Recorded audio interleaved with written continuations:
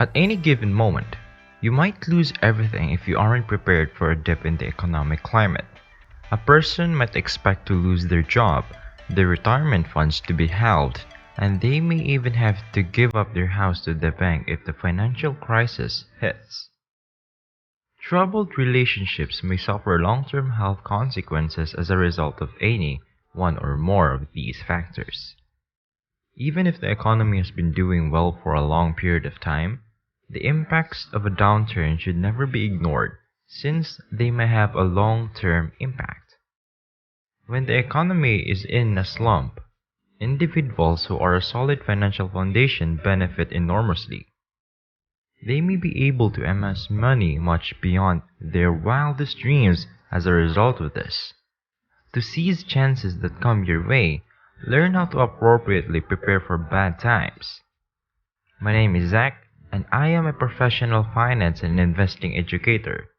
If you're interested in learning more about these topics, please subscribe to my channel and give this video a thumbs up if you found it useful. Hey, let's talk how to prepare for an economic recession. A recession, broadly defined, is a significant drop in economic activity that lasts for more than few months that can be caused by a variety of factors, including inflation. When prices rise in the dollar weakens deflation. When prices fall in the dollar purchases more high interest rates in educational problems. Many of these difficulties lead to more unemployment, less consumer confidence, and bankruptcies for both individuals and enterprises. This causes the stock market to drop as investors lose faith and start pulling their money out of the market. If you want to better your financial situation at any point in economic cycle, the first thing you need to do is to live within your means. Investing and paying off debt are both possible if only you have a surplus over that you earn and spend each month.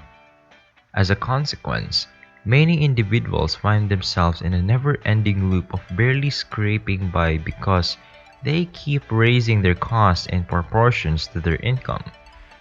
A new automobile or a bigger house is purchased as soon as they get a rise.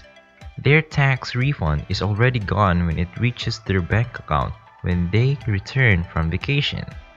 When you hear the term living below your means, you may think it sounds dull or routine, but you'll see a lot of great improvements in your life once you start doing it. A millionaire has 7 sources of income on average.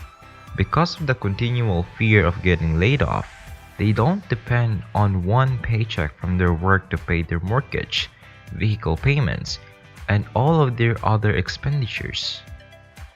When you have many sources of income, you have less to worry about if one of them goes out of business.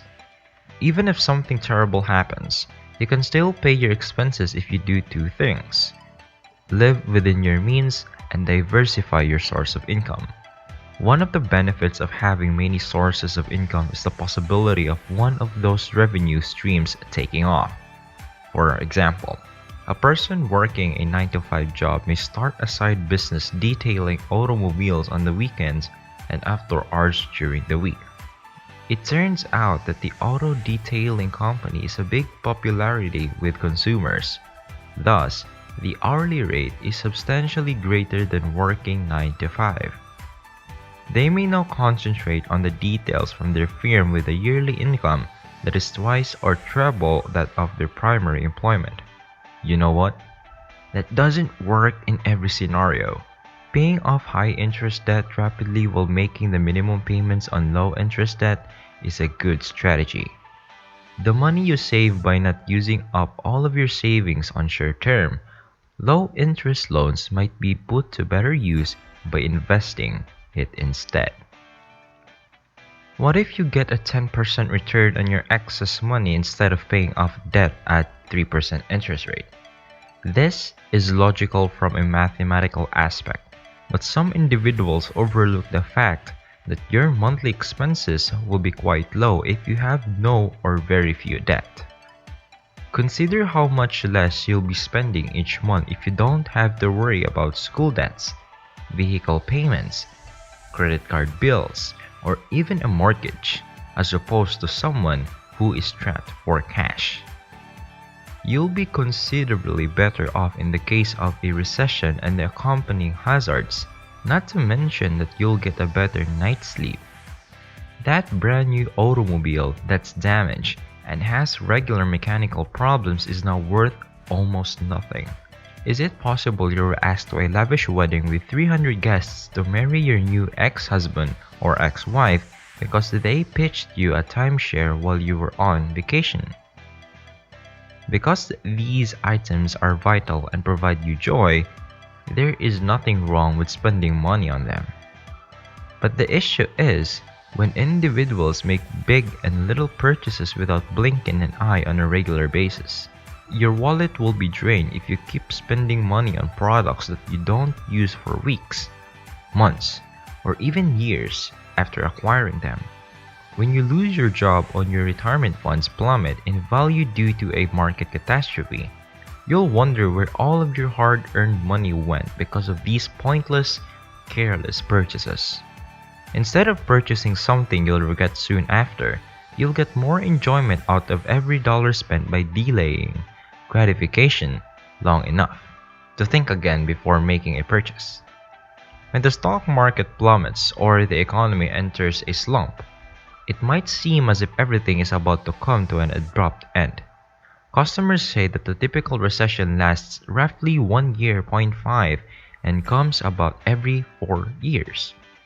About every 3 to 6 months, the stock market has a bear market in which equities fall at least 20% and last between 9 to 10 months. As a general rule, the stock market drops an average of 35% every 3.5 years, although it usually recovers in less than a year.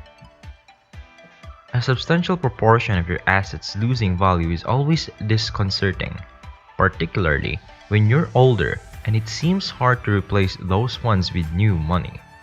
That's your hard-earned money that's almost disappearing into thin air. But when you look back at history, these occurrences are much easier to bear.